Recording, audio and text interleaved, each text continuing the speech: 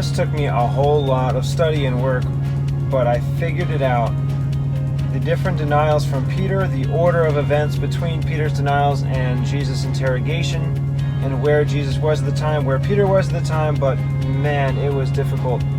I understand why some people think Peter may have denied Jesus 6 times, because there were a lot of different accusations being pointed at him, a lot of statements made, and between all 4 Gospels, he responds to all of them. I mean, each one of them only has 3 recorded, but they are written very differently between the 4 Gospels. Let me go through and explain some things that are the same, then how the problems come about. In Matthew and Mark, the first 2 denials that Peter makes of Jesus are to a woman directly, just one woman.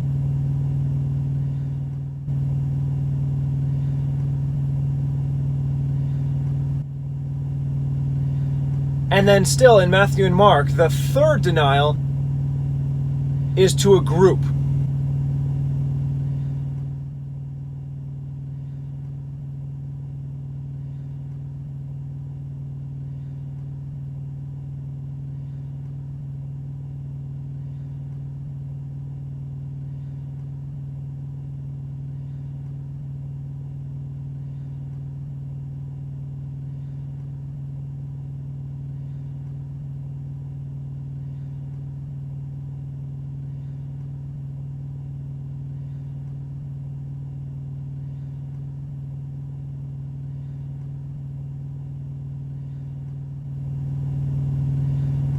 In John,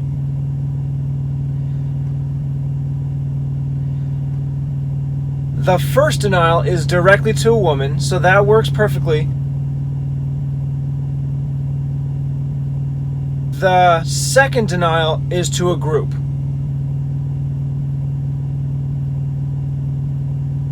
The third is to one single man in John.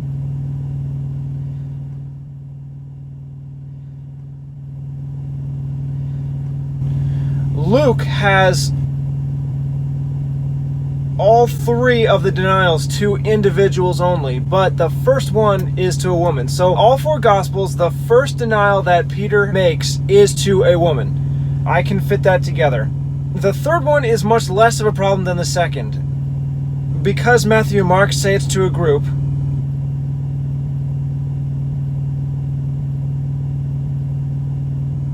and John says, one of the servants of the high priest, being his kinsman whose ear Peter cut off, says, "Did not I see you in the garden with him?" That's the third accusation or question Peter denies. Whereas in Matthew and Mark, the third denial reads like this in Matthew. They that stood by said to Peter, "Surely you also are one of them." In Mark, it's pretty similar. And a little after, they that stood by said again to Peter. So Matthew and Mark agrees, it's them. They are putting this accusation against him. In John, it's just one guy saying, "Didn't I see you in the garden?" So I can order that where perhaps the one guy said, "Didn't I see you?" And then the rest of the group are like, "Yeah, surely you're one of the disciples, your speech." Or maybe the group says it first, and then the one guy's like, "Yeah, and not only that, I saw you in the garden." Either way, I can make it a group. That's not too big a deal. Just have the one guy questioning Peter as part of the group mentioned in Matthew and Mark. Luke just has the one man, the third denial in Luke, about the space of an hour after, another confidently affirmed, saying, "Of a truth, this fellow also was with him, for he is a Galilean." Luke kind of combines Mark with John. He was with him. John says, "You were in the garden." They can all fit together. I can fit John and Luke of just the one guy into the group accusation from Matthew and Mark. That pretty much solves the problems between the first denial and the third denial. During the time that Peter was there, news spread of Peter being one of the disciples, right? The first time it was just a woman, and by the third time it's the group. So the news is spreading amongst the people that are there, and his responses get more and more general. the third response, I know not this man of whom you speak. Matthew, the third denial, I know not the man. Cambridge Bible for Schools and Colleges. The trial before the Sacerdotal Committee naturally took some time, and they were awaiting the result. After his first denial before them all, he probably hoped to shake off this dangerous curiosity, and perhaps as his guilt was brought more home to him by the first crowing of the rooster, he stole back out of the light of the brazier where he had been sitting with the servants to the gate or the vestibule. And of his second denial, St. John says, they said to him, and as the portress was sure to have gossiped about him to the girl who relieved her at her post, the second denial was due to his being pointed out by the second maid to the group of idlers who were hanging about the door, one of whom was prominent in pressing the charge against him. And the question remains, what discrepancy then, worth speaking of, is there here? Doubtless the second and third charges become more and more general as the news spread among the group. It does make sense that the news is going to spread, and he's not just responding individually to each person, but to groups, especially when Matthew and Mark say they questioned him.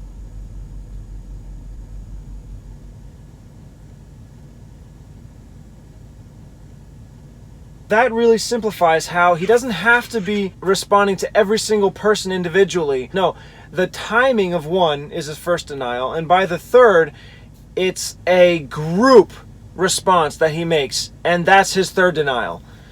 Now, the second denial is where the problem lies. Matthew and Mark agree that it's still a maid, a woman.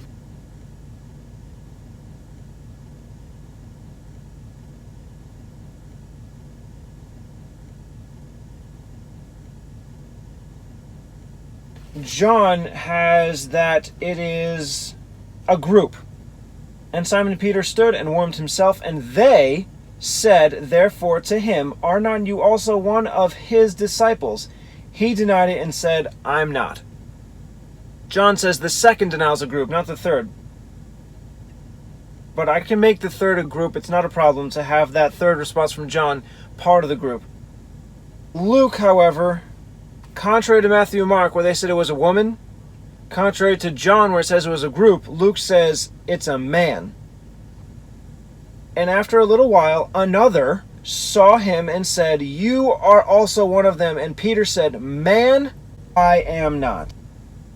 That's the problem.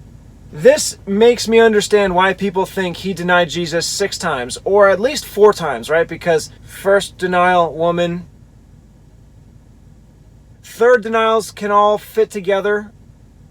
But the second one, Matthew and Mark say it's a woman, Luke says it's a man. It's got to be 2 different denials.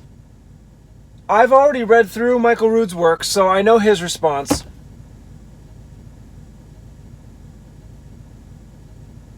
And that is the word here, man, is anthropos, from the Greek.